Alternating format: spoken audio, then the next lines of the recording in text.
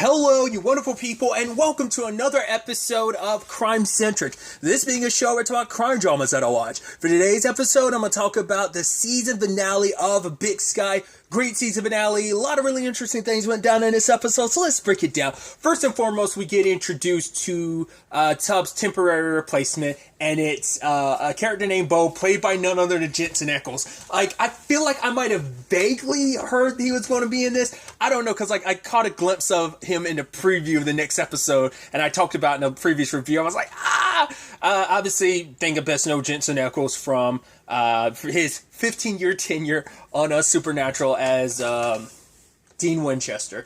Timing's really interesting just because it's like, right, there's the trailer to the Winchesters, the Supernatural prequel, came out yesterday, and then also like next month he's going to be in, because season 3 of The Boys drops, and he's going to be Soldier Boy, which I'm curious, is that why he has the beard? Because maybe he was filming this and The Boys at the same time, so maybe there's some correlation there, or maybe it's just like, because the character is a retired cop and then kind of got called back in by Tubbs, maybe that's why it's supposed to kind of add to like that disheveled cowboy type of look, so maybe that's what that's supposed to be about.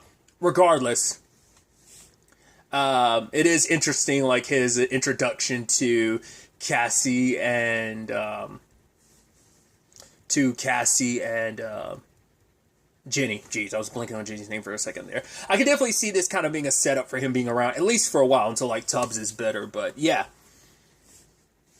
I love him and Pumpernickel hitting it off. He's like, I can take you to a good fish market. He's like, are you trying to suck up to me right now? Because it's working, and I like it.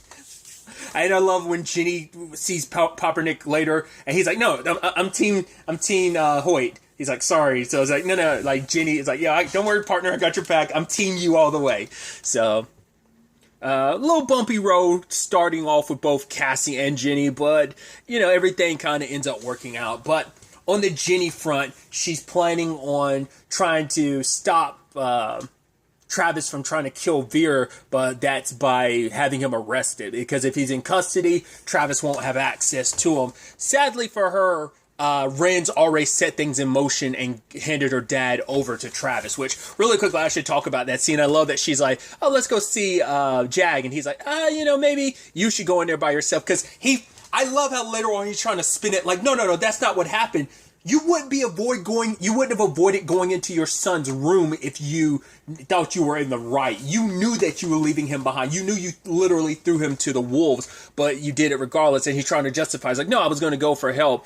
And he's just like, how dare you guys talk to me like that? It's like, yes, after you literally left your son for dead. It's not like, oh, you did that. You're like, damn it. You didn't rush off to get help. You literally casually strolled away. And then, where were you? The next time we see you, you were in the kitchen, and Alicia's like, oh, hey. He's like, yeah, I went for a walk. You completely didn't even pay attention. So it's like, why? He wants to pretend like he's a better father than he is. He doesn't want to admit that probably like all of his children's, like, what his children think of him as not being a good father. He tries to justify, but I'm like, no, I am a good father. I might not have been, perfect, but I've done everything I've done has prepared both of you, has made you stronger in the end. But for the fact is, you guys stand here and think you can question me and come out on top, which, once again, is interesting because Alicia even brought it up last episode. You go to war with your children, either way, win or lose, I won't be here, so. Seems like things still kind of go in that direction regardless, but Travis has Veer and is going to take him. I think, isn't that the same place that he was supposed to take T-Lock to kill him and dump in? And didn't Dietrich and them end up tossing him in there at one point in time? Either way, I love the fact that they go and visit Ren, and I love Dano's. I said Dano. Dono is like, okay, how about I kill them? And she's like, no. And then she gives him the acknowledgement later on, like, go ahead and do it. Dono comes over, and Bo, like, hits him in the throat. He's like, okay, it's good, just breathe it out. It's like, nah, he's good. Yeah. It's like, yeah, he's going to be a bit of a wild card himself, which I think that's probably going to make him and Jenny kind of, because despite Tubbs having the authoritative nature and kind of follow the rules type of person that he always is. Him and Jenny still flow together very nicely. So but I think Bo's definitely, it seems like character-wise, might be even looser than like Tubbs, because Tubbs still kind of very uptight, but it seems like Bo kind of might be less so. We do know he came here following, like, didn't he say, like, he followed his ex here because his daughter's here? She married some rich guy who's also got a ranch here. So I'm assuming that's going to, in the future, maybe play a much more significant role. But other than that, luckily they caught up to Travis after getting information from Ren, because it's like, yeah, it's too much of a hassle to be hassled by, because Bo's like, yeah, we will arrest you, send you to jail, send you with, like, you can make some friends with some meth heads and stuff like that. Then we'll stack on a charge. It's like, right, that's too much trouble. It's like, fine, find my dad. Maybe by the time you find him, like, Travis will have already done something about it, so. But luckily they got there in time. Luckily, Travis went from trying to shoot him to beating the ever-living crap out of him, because Veer turned it on him. He's like, no, you corrupted my beautiful Kate. She, like, was kind of nothing. I brought her up. I basically gave her everything in life. And it's like, you're the one that turned her and corrupted her, so don't put it all on me. And then Travis pistol whipped him and then start beating the ever-living shit out of him. It's not like you feel bad for Veer, and you kind of feel bad for Travis, because it's like, oh, it sucks that you kind of done all this, but at the same time, you're also like, yeah, but it's like, I understand why you did what you did. I don't agree with it. And the same thing in Jenny's regard. But it turns out Kate's still alive, which are like, that actually kind of sucks, because all the terrible stuff you've done, all the betrayal, all the hurting Jenny in the process that you've done, has all been for nothing. You're trying to get revenge for someone that's not dead. Granted, apparently Veer tortured her and stuff, but she's actually still alive. Granted, we don't know if he's lying or telling the truth in that regard. He could have been saying that just to screw with Travis, but he probably told him also just to screw with him, because you'll never know whether I'm telling the truth or not, because I won't let you know. But they got there in time and stopped him. So it seems like what was it? Because he wasn't the state cops were going to take Travis. I don't know whether that was supposed to be a thing of they'll handle it, because if he gets processed and stuff, it's going to make them look embarrassed. So they're either going to try and sweep this whole thing under the rug. He did kill Bob, but we're going to sweep that under the rug, because, you know, I don't know whether I wasn't quite sure how to interpret whether they were just going to sweep it all under the rug, or whether they were going to be the ones to handle it. Because if they can have the recognition of, like, oh, here's a rogue officer of ours that we took down himself, and like, either they were going to sweep it under the rug, or they were going to take care of it themselves, so it makes them look better and not like inept or whatever.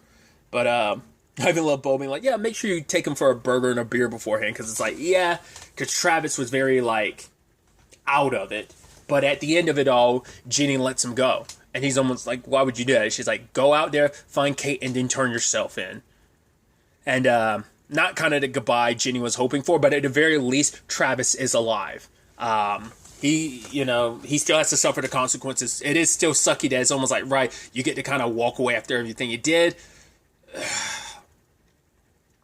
He was just such a... I don't know how to put it into words. He was just such a hindrance in so many different regards, the way he handled things. And once again, Jenny's love life, man. You're just like, man, Jenny can't catch a break, bro. It's just like, yeah, like, the moment things got serious between her and Travis, and the moment Travis started going deeper and deeper off the edge, and the fact that Jenny went and bent over backwards so far just to help him in some regards, it just feels like you get off easy, and he understands that he owes it all to Jenny, but it's still... And he probably will never be able to fully pay her back, giving him this opportunity. But you're still like, I don't know if you deserve this opportunity, but she's giving it to you regardless, because maybe it's her personal feelings get involved. Maybe it's her believing it's the right thing to do. Maybe it's both, but still. So things kind of end off there for Travis. Now, whether we see more of Travis in the future or not, whether the next time we see him he's found Kate and turned himself in, probably not, but you never know. And on the other side of things, there's the whole situation with Lindor coming back to town because he heard about Scarlett calling up Cassie. So he came back because he's worried. And Denise is like, oh, that's sweet. He's like, no, it's just being smart. She's like, still sweet, though. I'm like, I love Denise being the tease that she is. But Cassie and Lindor, which I love Denise also being like, right, kiss her first, when you run into her later. they go track out the guy who was the EMT that worked on Wolf. Not the one that ended up coming after Scarlett, like the actual guy. And by the time Scarlett and Wolf get there, once Cassie and Wolf get there, sadly he's already dead. I love, we learned a little interesting thing about Cassie too in that scene. She was like, oh, maybe he ran off to Vegas and got married. And he was like, oh, is that something you'd be down for? She's like, yeah, no, but you never know. I guess if like the right opportunity came around. I was like, oh, interesting. But poor bastard got. I don't know whether he willingly helped them or whether he was forced. Either way, he was a loose end. I mean, I guess if it, in the end it works out because the guy who most likely killed him is that guy who killed Wolf and tried to come for Scarlett. Well, Scarlett got him good, killed him, but it's like, yeah, it doesn't matter if you kill me. The Syndicate is a large organization. There's more of me waiting to come after you. You'll be looking over your shoulder for the rest of your life. So, after picking up the Milton file, I don't know whether Scarlett always planned to give that. I don't think she was always going to, well, it's hard to say whether she was going to actually, because we saw last episode she rolled up at keeping an eye on Cassie. So the question then becomes, was her plan always to give that to Cassie for protection? Because she wasn't going to turn Phoebe over until that encounter, because Phoebe being like, I'm scared, I don't want to do this anymore. And, in that moment, it's like, right, this is the life I'd be making my daughter go on. She won't be able to live a normal life. She'll always have to be with me on the run, looking over her shoulder for the rest of her life. So I need to do this for her sake. So I don't think Phoebe was always part of the equation, but I'm curious, was giving Cassie that probably was just for the sake of, hey, this way I have something to offer you, so you have no choice but to strike a deal with me, and so make it so that me and my daughter get to disappear. And the sad thing is, doing what she's doing now, dropping Phoebe off at Cassie's place, even calling, being like, look after her. She has an aunt. Make sure she goes live. Oh, I think it's Scarlett's. Yeah, I was like, no, she doesn't have an aunt anymore because your sister's dead because of Ronald. But Scarlett herself has an aunt that Phoebe's going to go live with, which is kind of heartbreaking. You were hoping at the very least she could still be in her daughter's life, but for her, it's like, no. As long as I'm around, Phoebe will always be in trouble, so Scarlett goes off on her own. Once again, whether this is the last time we see Scarlett or not, probably could be, because I could easily see this being a thing of, sadly, the Syndicate finally catches up with her and kills her off screen, but you hope that's not the case. But at the very least, Scarlett will be able to hide, because she'll only have to be looking after herself, so it makes it a little easier. I wonder how much Phoebe was told, from her mom's perspective, how much she was told about everything. But she gave the files and everything over to Cassie. Granted, they still need to be able to crack them open, so one step in the right direction. But if the Syndicate finds out that they've got this, which you never know how far their reach is. I mean, you obviously have people like Wolf and Rick Legarsky having connections to him, so there's a strong possibility maybe there might be some federal agents at the U.S. Marshals services that might have some connections. So handing that over, Lindor getting them to check that out might end up being more of an issue in the future.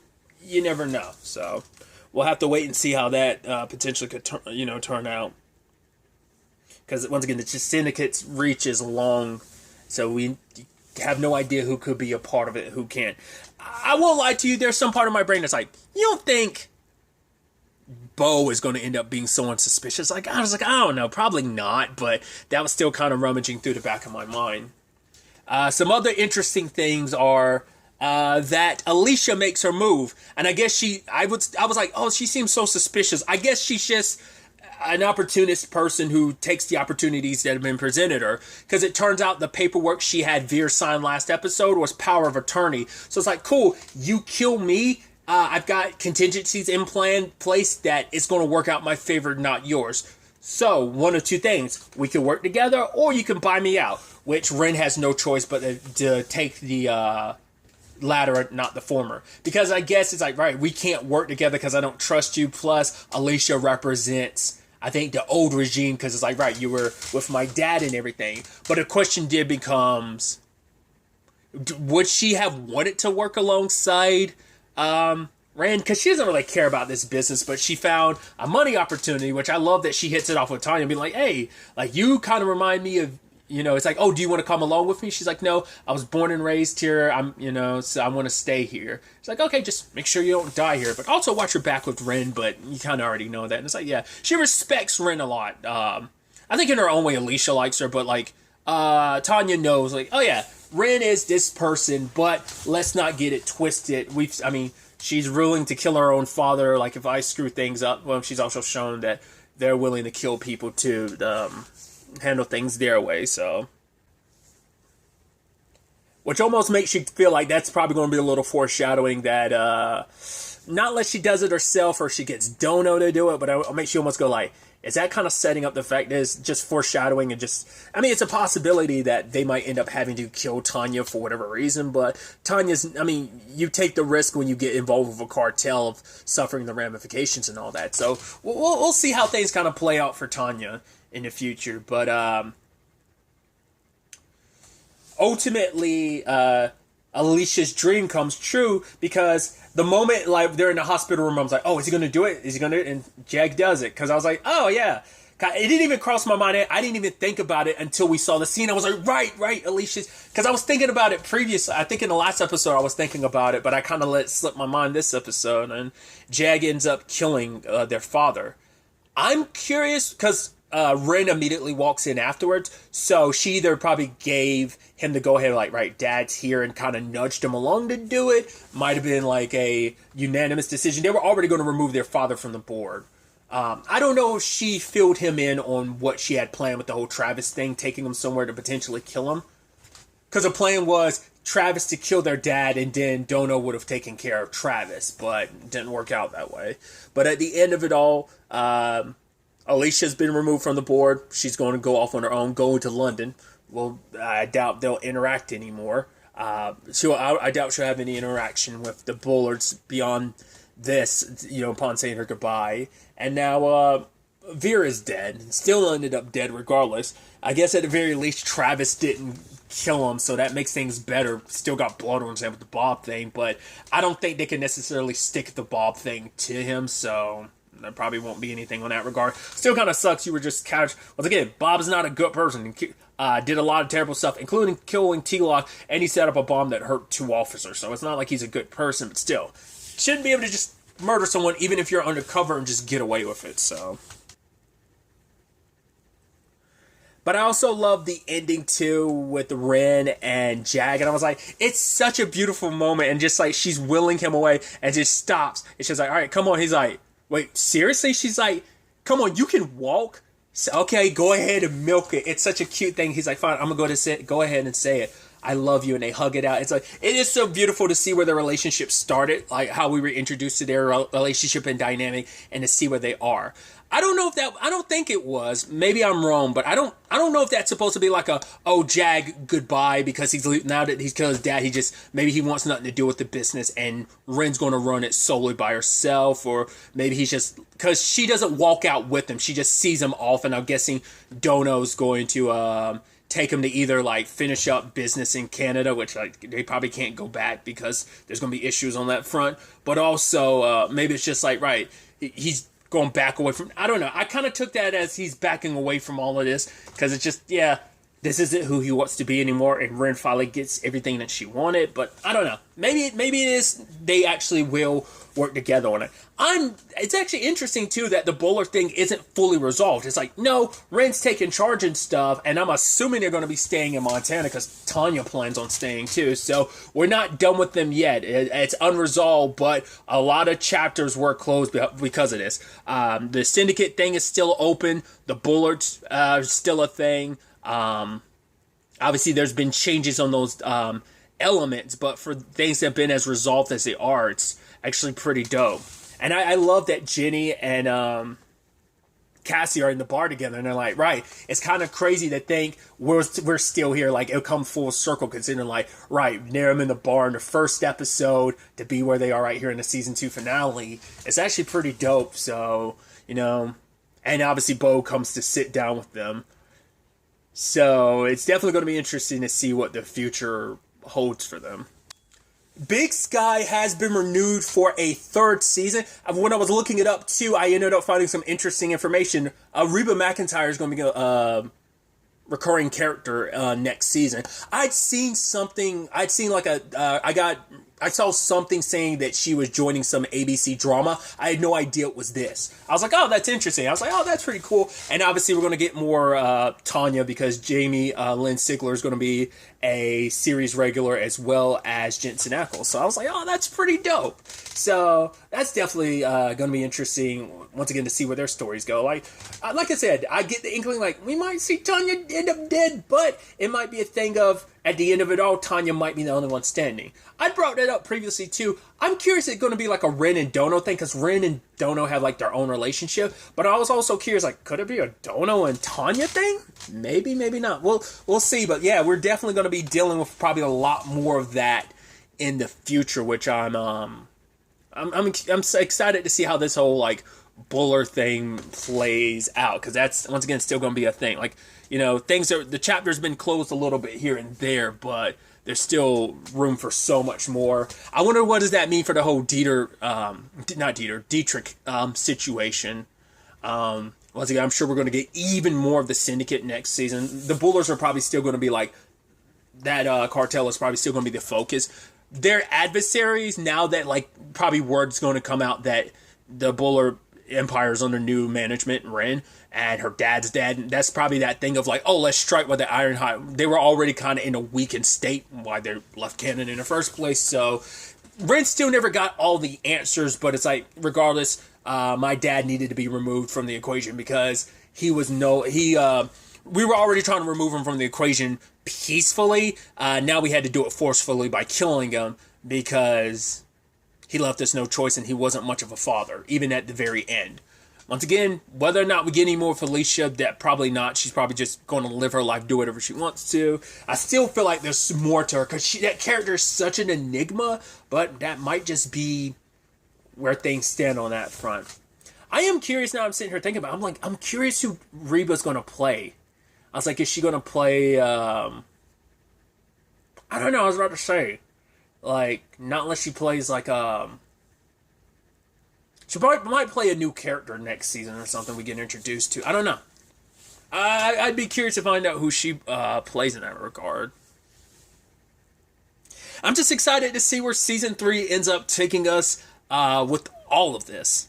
Because it's a much less of a cliffhanger than Season 1's finale. Like I said, a lot of stuff is unresolved, but it's not the cliffhanger that Season 1 left us with. So, but really, that's all I wanted to talk about. Till the next time we meet, be happy, be safe, live life to the fullest, and enjoy it. Good day, and goodbye.